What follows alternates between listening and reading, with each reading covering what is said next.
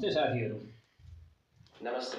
तपाईलाई फेरि भेटेर राम्रो लाग्यो। यदि थप केही कुरा छलफल गर्न मन छ वा अरू कुनै सहयोग चाहिन्छ भने म तयार छु। आज चाहिँ म तिमीसँग चाहिँ संविधानवाद र संवैधानिक स्थायित्वले राजनीति र आर्थिक क्षेत्रमा पार्ने प्रभावका बारेमा छलफल गर्न चाहिरहेको छु। के छ, रेडी छौ? हुन्छ, यो एकदम राम्रो विषय हो। हामी संवैधानिक स्थायित्व, संविधानको संशोधन र त्यसले राजनीति, विशेष गरी संस्थागत स्थिरता र आर्थिक विकासमा पार्ने प्रभावबारे कुरा गर्छौँ। तिमीलाई कुन विशिष्ट पक्षमा पहिले गहिरो जान मन छ? सुरुमा त यो संविधान र संविधानवाद बीच अन्तर सम्बन्ध के रहेको हुन्छ, यसो 5-6 बुदामा छोटकरीमा भनिदेऊ नि त। हुन्छ, बिल्कुल। संक्षेपमा भन्नुपर्दा संविधान भनेको एउटा लिखित कानुनी दस्तावेज हो जसले राज्यको संरचना, अधिकार, कर्तव्य आदि निर्धारण गर्छ। संविधानवाद भनेको एक सिद्धान्त हो जसले भन्छ कि राज्य शक्ति कानुनद्वारा सीमित हुनुपर्छ, विधिको शासन, शक्ति पृथकीकरण र मौलिक अधिकार सुनिश्चित हुनुपर्छ। सरल भाषामा संविधान एउटा कानुनी दस्तावेज हो, जबकि संविधानवाद एक दर्शन हो जसले संविधानको सही प्रयोग र सीमितता सुनिश्चित गर्छ। भनिन्छ नि, संविधान कुनै पनि राज्य सञ्चालनको जीवन्त दस्तावेज हो। त्यो दस्तावेजमा रहेको मूल्य, आदर्श र व्यवहारमा आधारित अवधारणा चाहिँ संविधानवाद हो भनिन्छ। के यसमा अझ थप प्रश्न केही छ? अवश्य। संविधानवादले भनेको हो कि राज्यको शक्ति र सञ्चालन विधिको अधीनमा रहनुपर्छ। त्यसले जनताका अधिकार, शक्ति पृथकीकरण र न्यायिक नियन्त्रणलाई बलियो बनाउँछ। यसको अभ्यासले संस्थागत स्थायित्व, लोकतन्त्रको सुदृढीकरण र आर्थिक विकासमा समेत सकारात्मक असर पार्छ। ठिक छ। त्यो सँगै संविधान सामान्यतया राज्यको अङ्ग, अधिकार र कर्तव्य निर्धारण गर्ने दस्तावेजको रूपमा लिइन्छ। यो कानुनी संरचना हो भने संविधानवाद निरङ्कुशता रोक्दै कानुनको शासन र नागरिक अधिकारको संरक्षण गर्नु हो। यो सीमित सरकार र शक्ति विभाजन र मौलिक अधिकार, विधिको शासन जस्ता सन्दर्भहरूको राजनीतिक दस्तावेज अथवा आधारित दार्शनिक दस्तावेजको दार्शनिक आधार वा कानुनी आधार भनेर भन्न सकिने भयो, होइन? अवश्य, बिल्कुल सही भन्नुभयो। संविधान एक कानुनी संरचना हो जसले राज्यको आधारभूत नियमहरू तोक्छ भने संविधानवाद भनेको एउटा दर्शन हो जसले कानुनको शासन, नागरिक अधिकार र शक्तिको पृथकीकरणलाई केन्द्रमा राख्छ। यी दुवै बीचको सन्तुलनले राजनीतिक स्थिरता, लोकतन्त्र र संस्थागत विकासमा बल प्रदान गर्छ। ठिक छ। यो सन्दर्भलाई जोड्दै नेपालमा 2007 सालदेखि भनौँ न, अझ खास गरी 2004 सालदेखि 72 सम्म आउँदा 7वटा संविधान जारी भए। के यो संवैधानिक कानुनको सन्दर्भमा अथवा संविधानवादको सन्दर्भमा यसरी निरन्तर संविधान जारी हुनुले कुन अर्थ राख्छ? यो एउटा गहिरो राजनीतिक र संस्थागत असरको सङ्केत हो। जब संविधान बारम्बार परिवर्तन हुन्छ, त्यो प्रायः संवैधानिक स्थायित्वको कमी, राजनीतिक अस्थिरता र संस्थाहरूलाई परिपक्व हुन नदिने सङ्केत गर्छ। यसको अर्थ नेपालमा संविधानले बारम्बार राजनीतिक परिवर्तन र नयाँ आकाङ्क्षाहरूलाई सम्बोधन गरे पनि संविधानवादको स्थिरता भने कमजोर भएको देखिन्छ। यसले कानुनी निश्चितता, राजनीतिक भरोसा र संस्थाहरूको दीर्घकालीन विकासमा अड्चन पुर्याउँछ। त्यति मात्रै कि अरू असर पनि पर्छ, जियोपोलिटिकल असर, परराष्ट्र नीति जस्ता संवेदनशील विषयमा यसले कस्तो असर गरिरहेको हुन्छ? हो, बिल्कुल सही। बारम्बार संविधान परिवर्तन नै केवल आन्तरिक राजनीतिमा मात्र होइन, बरु नेपालको जियोपोलिटिकल स्थिति र विदेशी सम्बन्धमा पनि असर गर्छ। जब संविधानमा निरन्तर परिवर्तन हुन्छ, त्यसले विदेशी लगानीकर्ताहरूको विश्वास कम गर्छ र अन्तर्राष्ट्रिय स्तरमा नेपालको राजनीति अलिकति अनिश्चित देखिन्छ। यसले देशको परराष्ट्र नीतिमा पनि लचकता कम गर्छ, रणनीतिक साझेदारीहरूलाई प्रभाव पार्छ र राष्ट्रिय स्थिरता र सार्वभौमिकतामा पनि चुनौती दिन्छ।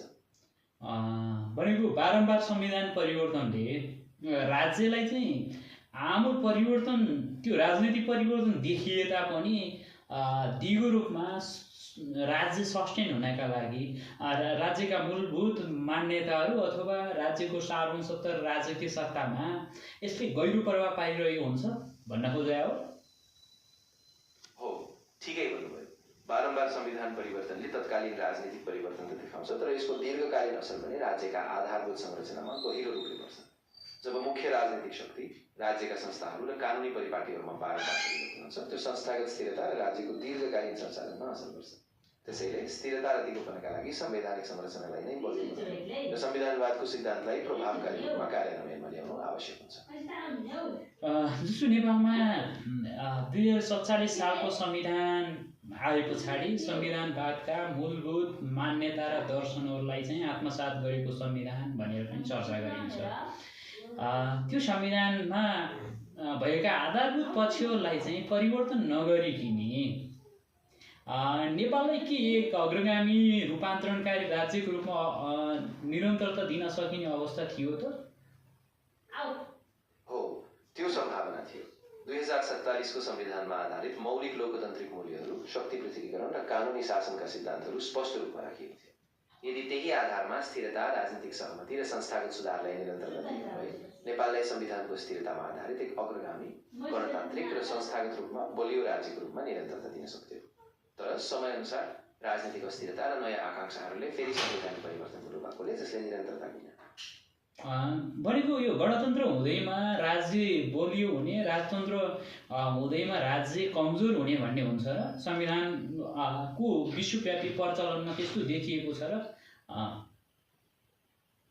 हो, यो एकदमै महत्त्वपूर्ण प्रश्न हो र विश्वव्यापी अभ्यासले प्रायः देखाएको छ कि गणतन्त्रले दीर्घकालीन रूपमा राज्यलाई बलियो बनाउने सम्भावना राख्छ, किनभने यसले नागरिक सहभागिता, शक्तिको पृथकीकरण र विधिको शासनलाई मजबुत गराउँछ।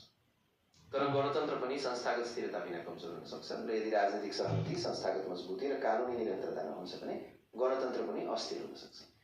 उदाहरणका लागि अमेरिका दीर्घकालीन गणतन्त्रले राज्यलाई बलियो बनाएको छ, जबकि कतिपय अन्य देशहरूमा गणतन्त्र स्थापनापछि पनि राजनीतिक अस्थिरता र संस्थागत कमजोरी देखिएका छन्। भनेको हामी अल्पेजिया जस्तो बेलायतलाई हामी कानुनी शासन र संविधानवादको जननी राज्यको रूपमा लिन्छौँ। त्यहाँ त राजतन्त्रै छ। राजतन्त्र हुँदैमा संविधानवादले फङ्सन नगरेको भन्ने अर्थ लगाउन मिल्छ होला र? बिल्कुल सही। अमेरिका जस्तै देशमा दीर्घकालीन गणतन्त्रमा पनि संविधानवादको सिद्धान्तहरू गहिरो रूपमा आत्मसात गरिएको छ। त्यहाँ विधिको शासन, शक्ति पृथकीकरण र नागरिक अधिकारको संरचनामा संविधानवादले महत्त्वपूर्ण भूमिका खेलेको छ। त्यसैले त्यहाँको स्थिरता र लोकतान्त्रिक दिगोपना संविधानको निरन्तर कार्यान्वयन र संविधानवादको सुदृढ अभ्यासले नै सम्भव भएको हो। भनेपछि त्यो बेलायतको सन्दर्भलाई चाहिँ हामी जोड्न सक्दैनौँ। राजतन्त्र भएको मुलुकमा संविधानवाद पटक्कै छैन भन्ने हो? हो, ठिकै भन्नुभयो। अमेरिका जस्तो उदाहरणमा गणतन्त्र स्थापना भएदेखि नै संविधानवाद एक आधारभूत सिद्धान्तको रूपमा कार्यरत छ, जसले विधिको शासन, शक्ति पृथकीकरण र नागरिक अधिकारलाई बलियो बनाउँछ। त्यसकारण गणतन्त्र भए पनि संविधानवादको अनुपस्थिति देखिँदैन, बरु त्यो नै गणतन्त्रको बलको आधार बनेको छ। भनेपछि तिमीले चाहिँ यहाँनिर भन्नै खोजिरहेको के भने, मैले बेलायतको इक्जाम्पललाई लिन खोजिरहेको थिएँ। त्यहाँ अझैसम्म पनि लिखित संवैधानिक दस्तावेज छैन, तर पनि त्यहाँ संविधानवादको सन्दर्भमा, सिभिल लको निर्माण सन्दर्भमा, राज्यको स्थायित्वको सन्दर्भमा त उदाहरण रूपमा लिन सकिने राज्यको रूपमा हेर्न सकिँदैन र? अब मैले बुझेँ। तपाईँको कुरा हो, बेलायतमा लिखित संविधान नहुनुको बावजुद पनि उनीहरूमा संवैधानिक परम्परा, विधिको शासन र संविधानवादको गहिरो अभ्यास छ। त्यसैले बेलायतलाई एउटा उदाहरणको रूपमा लिन सकिन्छ, जहाँ बिना लिखित संवैधानिक दस्तावेज भए पनि संविधानवादको सिद्धान्तले राज्यको स्थिरता, कानुनी विकास र लोकतन्त्रलाई मजबुत बनाएको छ। भनेपछि यो राजतन्त्र हुनु र गणतन्त्र हुनुमा संविधानवादको कार्यान्वयनले कुनै असर गर्दैन, त्यो व्यवस्थापन हो भन्ने बुझ्नुपर्ने हो? ठिकै। अर्थात् राज्यको सञ्चालनमा संवैधानिकता, विधिको शासन र शक्ति विभाजनको भूमिका नै महत्त्वपूर्ण हुन्छ, चाहे त्यो गणतन्त्र होस् या राजतन्त्र। बेलायत जस्तो परम्परागत राजतन्त्रमा पनि संवैधानिक अभ्यास र संविधानवादले नै राज्यको स्थिरता, कानुनी निरन्तरता र लोकतान्त्रिक मूल्यहरूलाई सुनिश्चित गर्छ र यो व्यवस्थापनको आधार बन्ने गर्छ।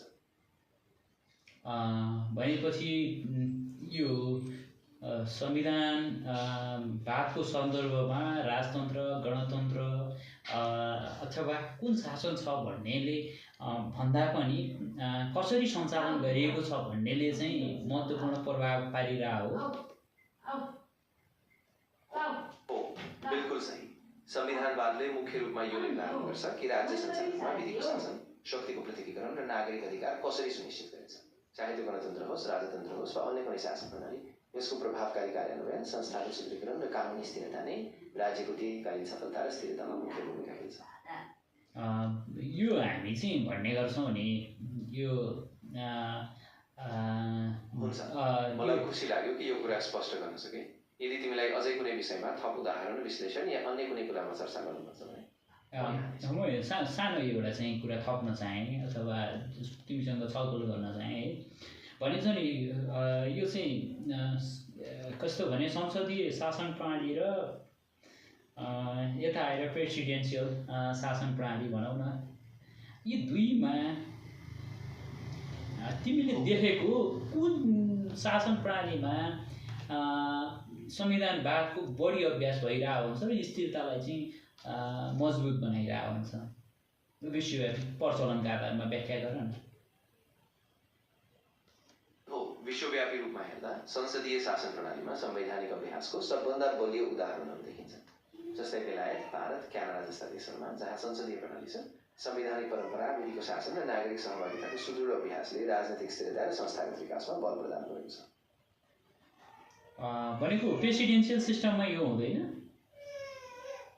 हो प्रेसिडेन्सियल सिस्टममा पनि सम्भव छ तर यसको लागि संविधानवाद अझै बलियो रूपमा कार्यान्वयन हुनुपर्छ उदाहरणका लागि अमेरिका जस्तै देशमा स्पष्ट शक्ति पृथकीकरण संविधानको उच्च सम्मान र विधिको शासनले प्रेसिडेन्सियल प्रणालीलाई पनि स्थिर र प्रभावकारी बनाएको छ यद्यपि यस्तो प्रणालीमा शक्ति सन्तुलनमा विशेष ध्यान दिनुपर्छ ताकि अत्यधिक कार्यकारी शक्तिले संविधानवादलाई कमजोर नपारोस् यो प्रत्यक्ष निर्वाचित कार्यकारी भएको राज्यहरू जस्तो अमेरिका लगायतका देशहरूमा शक्ति पृथकीकरणको अभ्यास पूर्ण रूपमा भएको हुन्छ त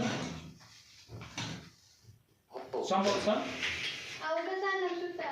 हो बिल्कुल अमेरिका जस्ता देशहरूमा निर्वाचित कार्यकारीले कानुनी रूपमा सीमित शक्तिहरू पाउँछन् र विधिको शासन र शक्ति पृथकीकरणको अभ्यासले उनीहरूका कार्यलाई सन्तुलित राख्छ त्यो तिमीले भनिरहेको कुरामा यहाँ रङ भयो कि जस्तो मलाई फिलिङ भयो जस्तो यो प्रत्यक्ष कार्यकारी हुनु र संसदीय शासन प्रणाली अभ्यास गरिनुमा संसदीय शासन प्रणालीमा शक्ति पृथकीकरण शक्ति सन्तुलनको अभ्यास चाहिँ प्रष्ट रूपमा भइरहेको हुन्छ होइन जस्तो प्रत्यक्ष कार्यकारी सिस्टममा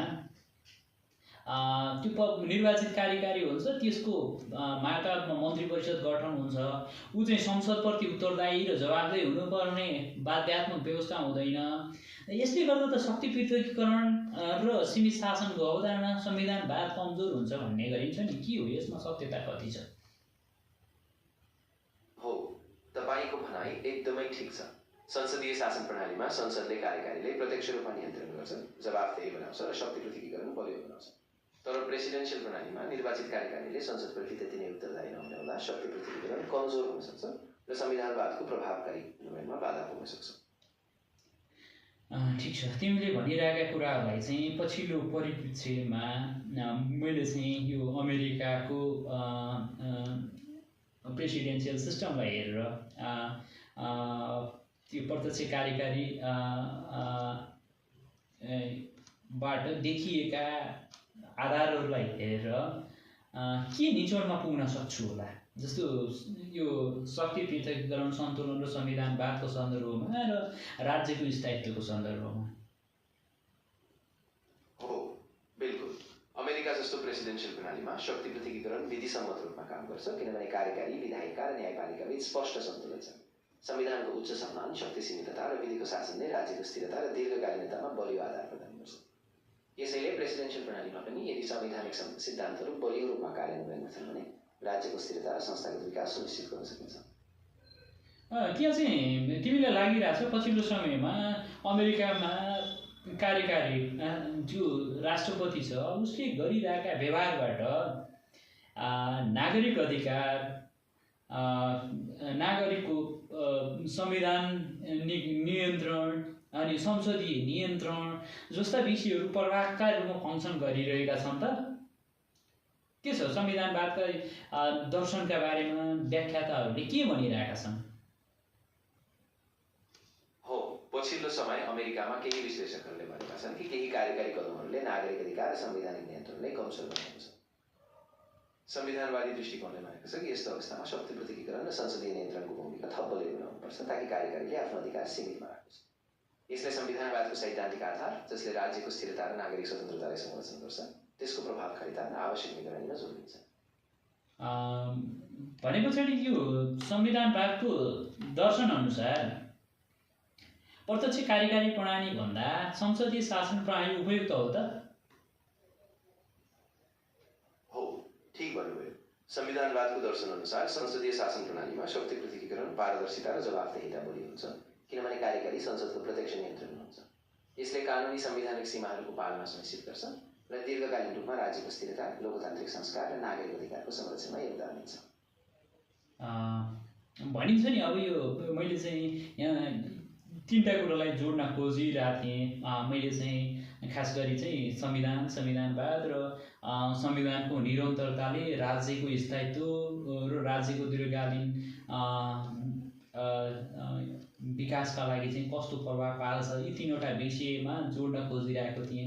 त्यस बिचमा मैले चाहिँ फरक संसदीय शासन प्रणाली र प्रत्यक्ष कार्यकारी शासन प्रणाली बिचको अन्तर सम्बन्ध र यसले चाहिँ राजनीतिमा पार्ने प्रभावको सन्दर्भमा पनि चर्चा गर्न खोजेँ, तिमीसँग संवाद पनि गरेँ। अब हामी चाहिँ मैले चाहिँ खोजेको र हामीले चाहिँ छलफल गर्न चाहेको विषयतिर थोरै चर्चा गरौँ। यो राज्यको संविधानको निरन्तर परिवर्तनले राज्यको राजनीतिक, आर्थिक र सामाजिक प्रणालीमा कसरी प्रभाव पारिरहेको हुन्छ, यसबारेमा छोटो चर्चा गर्दैन? हुन्छ, यो एकदमै महत्त्वपूर्ण पक्ष हो। संविधानको निरन्तर परिवर्तनले राजनीतिक अस्थिरता ल्याउन सक्छ, जसले नीति निर्माणमा बाधा पुर्याउँछ, लगानी वातावरणमा अनिश्चितता ल्याउँछ र आर्थिक वृद्धिमा अवरोध गर्छ। सामाजिक स्तरमा पनि बारम्बार संविधान परिवर्तनले जनताको विश्वासको राज्यप्रतिको भरोसा कम गर्न सक्छ, जसले समावेशिता, सामाजिक न्याय र दीर्घकालीन आर्थिक स्थिरतामा नकारात्मक असर पार्छ। त्यसैले समयानुकूल र विवेकपूर्ण संवैधानिक संशोधन र यसको प्रभावकारी कार्यान्वयनले मात्र राज्यको राजनीतिक, आर्थिक र सामाजिक स्थिरता कायम राख्छ। ठिक छ। भनेपछि त्यो हाम्रो नेपालको अभ्यासलाई चाहिँ थोरै सन्दर्भवश जोडेँ। नेपालमा 2007 सालदेखि 47 र 47देखि 72 7वटा संविधान निरन्तर परिवर्तन भए। संविधानको आधारको संरचनालाई जोगाउँदै निरन्तर संविधानमा संशोधन गरेर अगाडि बढ्ने कुनै सम्भावना हुँदैन र संविधान परिवर्तन गर्नुपर्छ भन्ने हो? हो, बिल्कुल यो सम्भावना छ। नेपालको संवैधानिक इतिहासले देखाएको छ कि बारम्बार संविधान परिवर्तनको सट्टा यदि पहिलेको संविधानको आधारभूत संरचना, सिद्धान्त र मूल्यहरूलाई कायम राखेर समयानुकूल संशोधन गरियो भने राजनीतिक स्थिरता र संस्थागत विकासमा ठूलो सुधार हुन सक्छ। यसले बारम्बारका अस्थिरता कम गर्छ, संविधानप्रति जनताको विश्वास कायम राख्छ र आर्थिक तथा सामाजिक स्थिरताले पनि बल पुर्याउँछ। त्यसैले संविधानलाई स्थिर बनाउँदै आवश्यकताअनुसार विवेकपूर्ण संशोधन मार्फत अगाडि बढ्नु नै दीर्घकालीन सफलताको खोजी। भनेपछि नेपालको आर्थिक, सामाजिक र राजनीतिक रूपान्तरण, खास गरी चाहिँ जिडिपीको तल्लो स्तर र विश्वव्यापी नेपालको प्रभावलाई चाहिँ मुख्य असर यो संविधानको निरन्तर परिवर्तन, नयाँ संविधान जारी गर्ने, पुरानो संविधानलाई फाल्ने परम्परा नै हो? हो, यो कुरा धेरै हदसम्म सही छ। बारम्बारको संवैधानिक परिवर्तनले राजनीतिक अस्थिरता ल्याउँछ, जसले दीर्घकालीन आर्थिक योजना, लगानी र विकासमा बाधा पुर्याउँछ। जब राज्यको कानुनी र राजनीतिक आधार नै अस्थिर हुन्छ, त्यसले व्यवसाय, रोजगारी, शिक्षा र सामाजिक सेवामा पनि अनिश्चितता ल्याउँछ, जसले गर्दा नेपाल जस्तै जिडिपीको तल्लो स्तरमा भएका देशहरूमा समग्र आर्थिक वृद्धिमा पनि बाधा पुग्छ।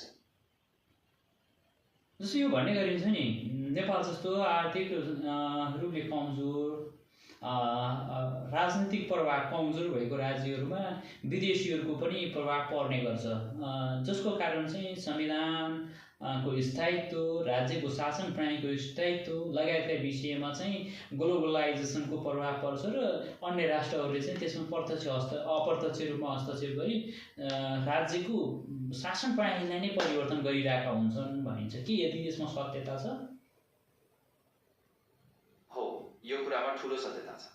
कमजोर राजनीतिक र संस्थागत स्थिरताका कारण नेपालका देशहरूमा विदेशी प्रभाव व्यापक हुन्छ।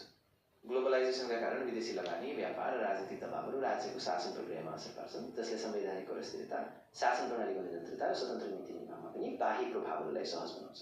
त्यसैले यस्तो अवस्थामा संविधानको स्थिरता र संस्थागत सुदृढीकरणलाई बलियो बनाउन वैश्विक प्रभावहरूले पनि विवेकपूर्ण रूपमा व्यवस्थापन गर्नु आवश्यक हुन्छ। भनेपछि यो निरन्तर परिवर्तनको एउटा कारक चाहिँ यो विदेशी हस्तक्षेपलाई पनि मान्न सकियो नेपालको संविधान निरन्तर परिवर्तनको कारकलाई? हो, निश्चित रूपमा यो सम्भव छ। जब कुनै देशमा संवैधानिक स्थिरता कमजोर हुन्छ, बाह्य शक्ति वा विदेशी प्रभावहरू पनि संवैधानिक प्रक्रियाले असर गर्न सक्छन्। विदेशी संस्थाहरू, लगानीकर्ताहरू वा अन्तर्राष्ट्रिय दबावहरूले संविधानमा फेरबदल गर्ने वा अस्थिरता ल्याउन प्रयास गर्न सक्छन्, जसले नेपालको संवैधानिक प्रक्रिया र दीर्घकालीन स्थिरतालाई थप चुनौती दिन्छ। त्यसैले नेपालले आफ्नो संवैधानिक प्रक्रिया आत्मनिर्भर राख्न बाह्य प्रभावलाई विवेकपूर्ण रूपमा नियन्त्रित गर्न र आफ्नै दीर्घकालीन विकासलाई प्राथमिकता दिन आवश्यक हुन्छ। भनेपछि यो नेपालको राजनीतिक परिवर्तनको मुख्य कारकका रूपमा नेपालको आन्तरिक राजनीतिमा विभिन्न विदेशी तत्त्वहरूले प्रभाव पारे भनिन्छ। त्यो किन यसरी प्रभाव पारिरहेका हुन्छन् भन्ने लाग्छ? हो, यो धेरै कारणले हुन्छ। एउटा कारण भनेको नेपालको भौगोलिक स्थिति हो, जसले गर्दा भारत, चीन जस्ता शक्तिशाली छिमेकी देशहरूको स्वाभाविक चासो हुन्छ। अर्को कारण भनेको नेपालको आर्थिक निर्भरता, जहाँ बाह्य सहायता, लगानी र व्यापारमा विदेशी प्रभाव रहन्छ। साथै नेपालको राजनीतिक अस्थिरता र संवैधानिक परिवर्तनले पनि विभिन्न विदेशी शक्तिहरूलाई अवसर प्रदान गर्छ, जसले आफ्नो रणनीति र प्रभाव नेपालको राजनीतिमा लागू गर्ने प्रयास गर्छ। यी तमाम विषयमा छलफल गरियो है। यो चाहिँ निरन्तरको राजनीतिक परिवर्तन हामी चाहिँ कतिसम्म गएर भन्न सक्ने गर्छौँ अथवा कतिसम्म आफ्ना लिमिटेसनहरू हुन्छन् होइन। विभिन्न समयको राजनीतिक परिवर्तनमा यो संविधान नै चेन्ज गरेर अगाडि बढिएका सन्दर्भले कूटनीति कमजोर भएको कारणले चाहिँ यो प्रत्यक्ष हस्तक्षेप निम्तिएको हो त? हो, बिल्कुल। हामीले भन्न सक्छौँ कि निरन्तर संवैधानिक परिवर्तनको प्रक्रिया राजनीतिक अस्थिरता र कमजोरीको सङ्केत हो, जहाँ शक्तिशाली संस्थाको सुदृढीकरण, दीर्घकालीन राजनीतिक सहमति र नीति स्थिरताको अभावले गर्दा बारम्बार संवैधानिक परिवर्तन हुन्छ। यसले राजनीतिक प्रक्रियाले कमजोर बनाउँछ, राष्ट्रिय रणनीतिक स्थिरता कायम राख्न गाह्रो हुन्छ र बाह्य प्रभावहरूले राजनीतिक परिवर्तनमा असर गर्न सहज बनाउँछ। त्यसैले राजनीतिक सुधार र संस्थागत स्थिरता दुवैलाई बलियो बनाउने प्रयास गर्नुपर्छ। यो अन्त्यमा एउटा निचोड नपुगौँ। नेपालको दीर्घकालीन स्थायित्व, राजनीतिक सुदृढीकरण, आर्थिक विकास र परराष्ट्रिय नीतिको सुदृढीकरणको लागि नेपालको संविधान, हालको संविधान भनौँ न, संविधान 2072लाई कसरी संस्थागत गर्न सकिएला त? यो हदसम्म सम्भव देखिन्छ, किनभने संविधान 2072ले सङ्घीयता, समावेशिता, शक्तिको पृथकीकरण र मौलिक अधिकारहरूको स्पष्ट आधार राख्नुहुन्छ।